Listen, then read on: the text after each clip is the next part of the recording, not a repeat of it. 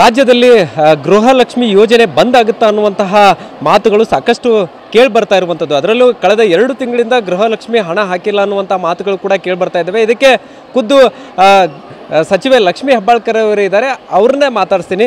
Madam, ಈಗ ಚುನಾವಣೆ ಆದಮೇಲೆ ಹಣ ಹಾಕಿಲ್ಲ ಅನ್ನುವಂಥದ್ದು ಮಾತುಗಳು ಕೇಳಿ ಬರ್ತಾ ಇದ್ದಾವೆ. ಇನ್ನೊಂದು ಕಡೆ ವಿರೋಧ ಪಕ್ಷ ಕೂಡ ಗೃಹಲಕ್ಷ್ಮಿ ಯೋಜನೆ ಬಂದ್ ಆಗುತ್ತೆ ಅನ್ನುವಂಥ ಮಾತು ಹೇಳ್ತಾ ಇರುವಂಥದ್ದು. ಏನು ಹೇಳ್ತೀರಿ ಮೇಡಮ್? BJP ಅವ್ರಿಗೆ ಮಾಡಲಿಕ್ಕೆ ಕೆಲಸ ಇಲ್ಲ.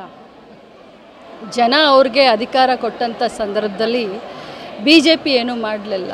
40% ಕಮಿಷನ್ ತಗೊಂಡು ಮನೆಯಲ್ಲಿ ಕೂತ್ಕೊಂಡು ಅಧ್ವಾನ ಮಾಡ್ತು.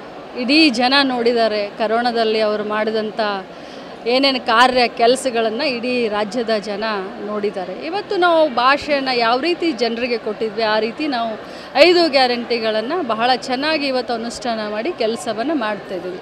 ಇನ್ನು ಗೃಹಲಕ್ಷ್ಮಿಯನ್ನು ನಾವು ಮೇ ತಿಂಗಳಲ್ಲಿ ಕೊಟ್ಟಿದ್ವಿ. ಜೂನ್ 1 ತಿಂಗಳು, ಮೇನಲ್ಲಿ ನಾವೆಲ್ಲ ಕ್ಲಿಯರ್ ಮಾಡಿದ್ವಿಲ್ಲ, ಜೂನ್ನಲ್ಲೂ ಕೂಡ ಈಗಾಗಲೇ ಹಾಕಿದ್ದೀವಿ, ಟ್ರೆಜರಿಗೆ ಬಂದಿದೆ. ಇವತ್ತೂ ಕ್ರೆಡಿಟ್ ಆಗ್ಬೋದು. ಇಡೀ ರಾಜ್ಯದಲ್ಲಿ ಆಲ್ರೆಡಿ ಕ್ರೆಡಿಟ್ ಆಗಿದೆ. ಎಲ್ಲೆಲ್ಲಿ ಉಳ್ಕೊಂಡಿದೆ ಅದು ಇವತ್ತು ನಾಳೆ 30 ತಾರೀಕಿನ ಒಳಗಡೆ ಕ್ರೆಡಿಟ್ ಆಗುತ್ತೆ. ಯಾವುದೇ ಸಂದರ್ಭದಲ್ಲೂ ಈ ಒಂದು 5 ಗ್ಯಾರಂಟಿಗಳನ್ನು ನಮ್ಮ ಸರ್ಕಾರ ನಿಲ್ಲಿಸೋದಿಲ್ಲ.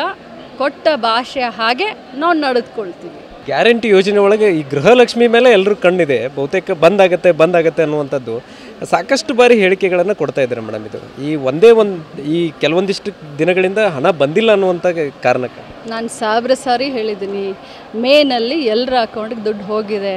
ಗೃಹಲಕ್ಷ್ಮಿ ಕಾಂಗ್ರೆಸ್ ಪಕ್ಷದ ಸರ್ಕಾರ 5 ವರ್ಷ ಕಾರ್ಯಭಾರವನ್ನು ಮಾಡುತ್ತೆ. 5 ವರ್ಷ ಕೂಡ ಗೃಹಲಕ್ಷ್ಮಿ ಮನೆ ಬಾಗಿಲಿಗೆ ಹೋಗ್ತಾಳೆ.